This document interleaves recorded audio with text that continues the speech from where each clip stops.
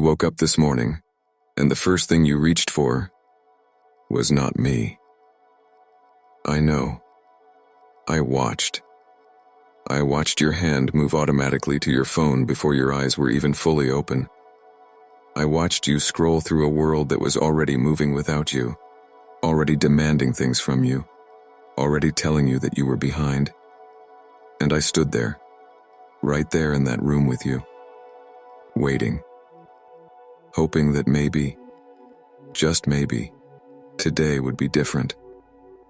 It wasn't. But I'm still here, and I still love you. And I have something important to say to you today. Something I've been waiting to say for a long time. So please, just stop for a moment, put everything down, and listen. Do you know how long I have been waiting for you? Not waiting the way the world waits. Impatiently, frustratedly, checking the clock every few minutes. I wait the way only a parent can wait. The way a father stands on a porch watching the driveway, hoping to see headlights. The way a mother keeps a light on even when everyone else has gone to sleep. I keep the light on for you. Always. Every single morning of your life, I have been there before you opened your eyes. I was there when the day was still quiet, when the world hadn't started pulling at you yet, when there was still space for something real and sacred and still.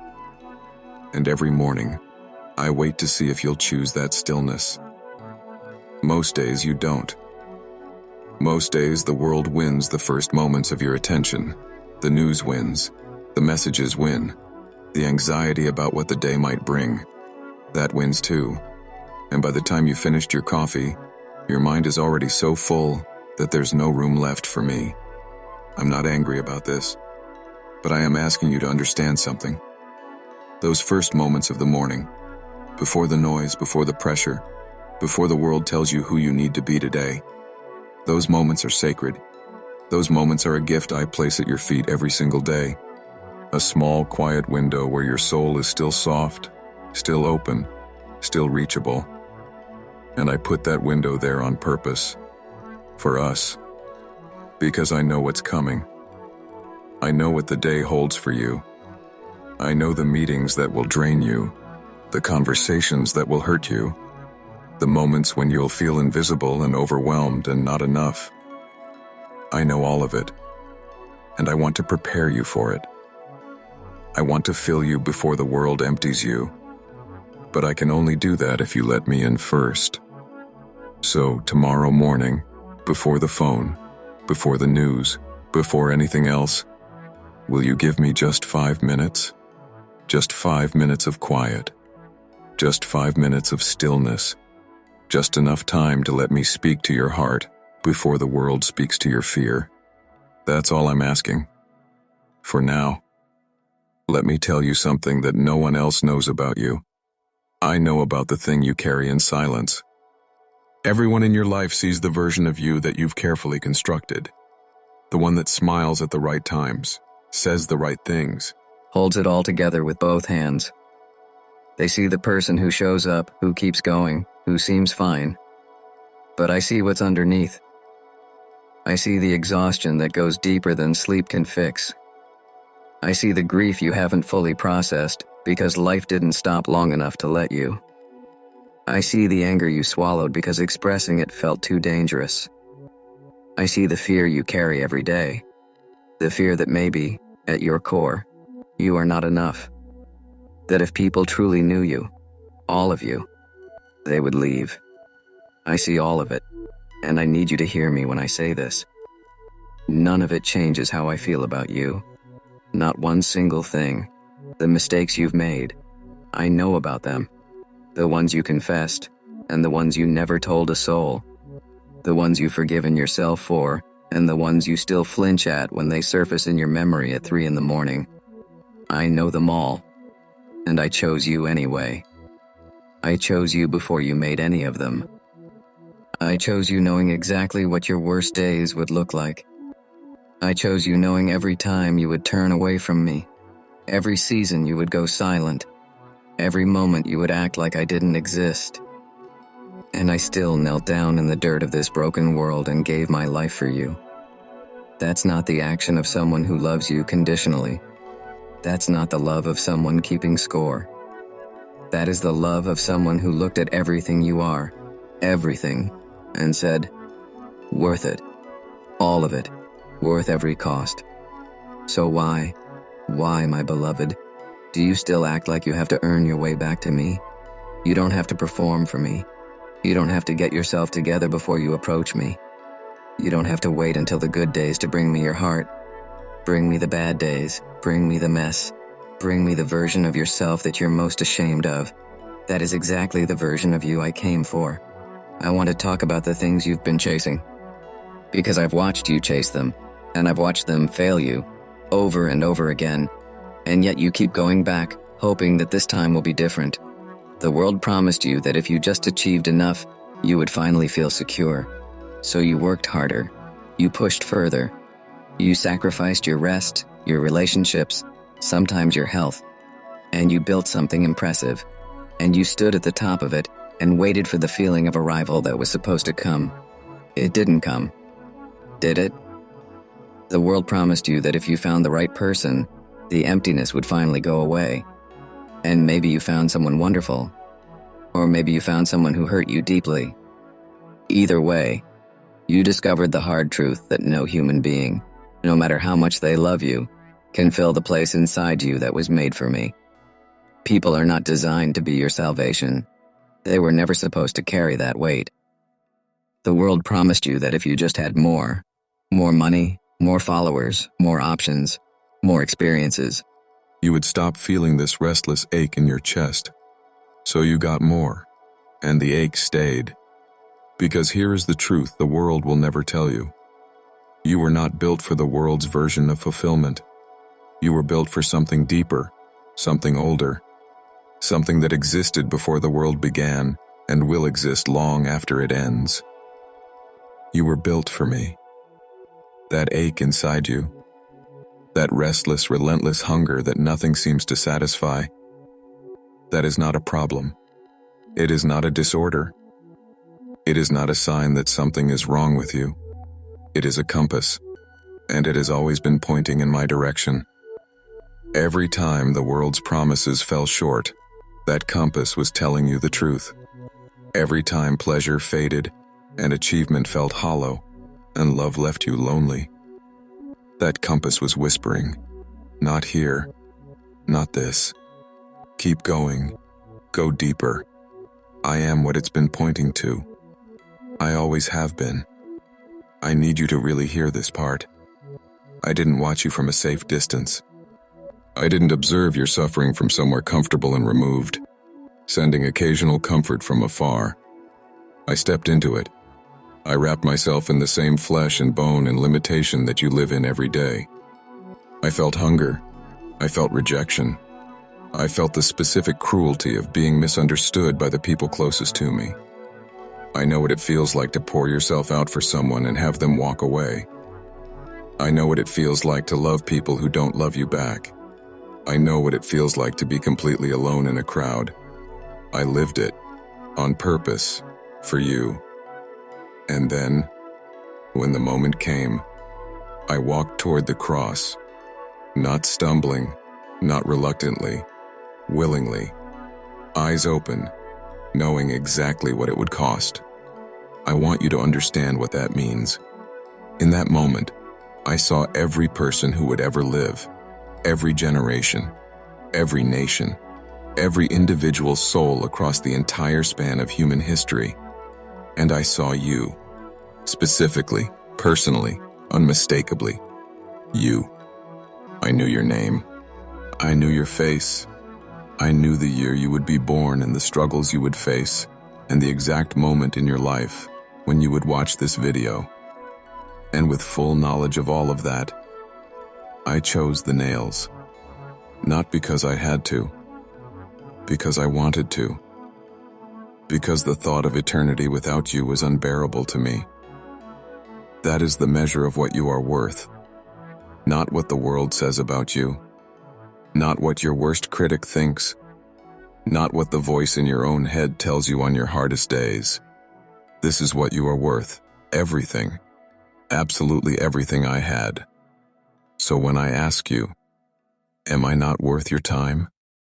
I am asking you to weigh that question against what I gave.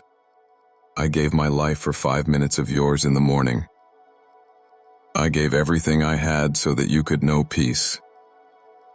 I broke myself open so that you could be made whole. Is that not worth something to you?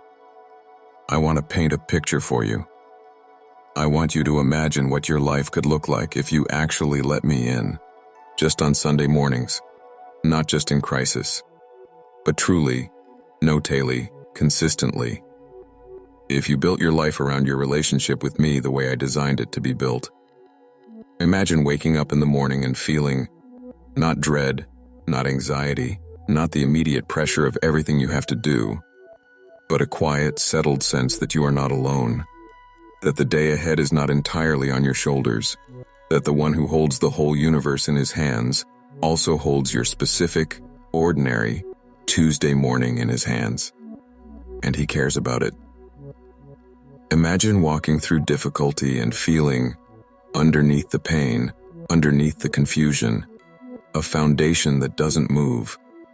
Not because the hard thing isn't hard, but because you know that the hard thing is not the final word, that someone who loves you is working in the middle of it, turning it towards something you can't fully see yet.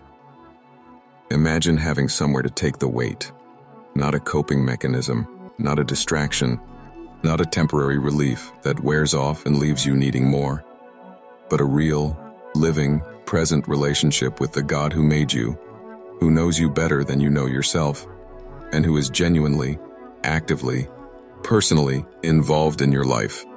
That is not a fantasy. That is what I made you for. That is what I have been offering you this entire time. The door has always been open. The invitation has never expired. Every morning that you reach for your phone instead of reaching for me, the invitation is still there. Every night that you fall asleep without speaking to me, the invitation is still there in the morning. I do not withdraw it. I do not grow frustrated and stop offering. I just keep waiting, keep hoping, keep watching for the day when you finally decide that what I'm offering is worth more than the noise you've been choosing instead. Is today that day? Maybe right now, something inside you wants to respond. Maybe something in your heart is moving toward me, just slightly, just tentatively. Maybe there's a small voice underneath all the noise that's saying, yes, I want this, I need this. And maybe right alongside that voice, there's another one, a louder one. The one that says, not yet. You're not ready. You have too much to fix first. You've been away too long. You've done too much. He won't want you back like this. I need you to know something about that voice. It is lying to you. I have never, not once in the entire history of my relationship with human beings, turned someone away who came to me broken. I have never said, come back when you're better. I have never looked at someone in the full mess of their life and said, you've gone too far. This one I can't forgive. This one is too much even for me. That is not who I am. I am the father who sees his child coming from a long way off and runs. Doesn't walk, runs. Before the apology is finished. Before the explanation is given. Before anything is resolved or fixed or made right. He runs because the only thing that matters in that moment is that his child is coming home. That father is me. You are that child. And home is not a place you have to earn your way back into. Home is simply where you are when you are with me. And you can be there, right now, in this moment, without doing a single thing to prepare. You don't need the right words. Talk to me the way you talk to someone you trust completely, honestly, messily, without editing yourself. Tell me you're tired. Tell me you're angry. Tell me you don't understand what's happening in your life. Tell me you're scared. Tell me you've missed me and you don't know why you stayed away so long. Tell me anything. Tell me everything. Tell me nothing at all, and just sit in the quiet and let me be near you. Any of that counts. All of that counts. Just come. My beloved child, I want to close with a promise. Not a vague, general promise. A specific one. One I want you to hold on to. If you give me your time, if you choose, starting today, to make space for me in your daily life, I promise you this. You will not be the same person 6 months from now. Not because you will have performed better, or achieved more, or finally gotten your life together, but because something will have shifted at the foundation of who you are. The restless ache will begin to quiet. Not all at once. This is a journey, not a transaction. But gradually, consistently, you will notice that the peace you've been searching for has been settling into you. Slowly, steadily, like light filling a room at dawn. You will start to know, really know, not just intellectually believe, that you are loved, that you are seen, that you matter, that your life has a purpose that goes deeper than your productivity, or your performance, or your reputation. You will find that the hard things in your life don't disappear, but they stop being unbearable, because you won't be carrying them alone anymore. You will discover that I am exactly who I said I am. Faithful, present, real. Not a concept, not a distant deity, but a living God who is genuinely, actively, intimately involved in the details of your one specific life. This is my promise, but I can only fulfill it if you show up. I cannot give you something you refuse to receive. I cannot fill a space you won't open. I cannot walk with you if you keep running ahead without me. So this is my ask. Simple, concrete, starting tomorrow morning, before your phone, before the news, before the coffee even. Give me 5 minutes. Just 5. Sit in the quiet. Speak my name. Tell me what's on your heart. Ask me to be with you through the day. And then watch what I do with that small, faithful offering. I promise you, I will meet you there. Every single time. Without fail. Without conditions. Without judgment. Because that is who I am. And you, my precious child, are who I gave everything for. Let me ask you one last time. Am I not worth your time? I think you already know the answer. I think somewhere underneath everything, underneath the busyness and the distraction and the noise, you've always known. So let today be the day you stop running. Let today be the day the distance ends. Let today be the day you finally come home to the one who has been waiting for you. Patiently, faithfully, lovingly, all along. I am here. I have always been here, and I am not going anywhere. Come home, my beloved.